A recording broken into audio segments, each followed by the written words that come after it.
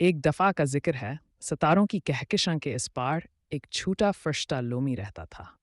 वो अपनी रोशन मुस्कुराहट और चमकदार परों के लिए जाना जाता था। निरमी से बताया गया, वाह! देखो, एक और प्यारा दोस्त खेलने आया है। लोमी ने जोश से कहा।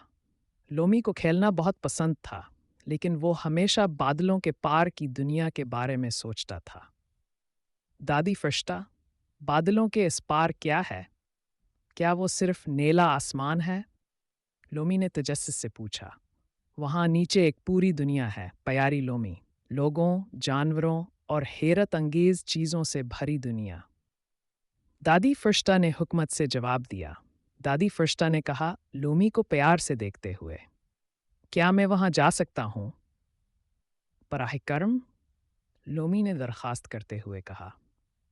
कभी, प्यारी लोमी, जब तुम तैयार हो जाओ। लेकिन याद रखो, सबसे ज़रूरी बात यह है कि तुम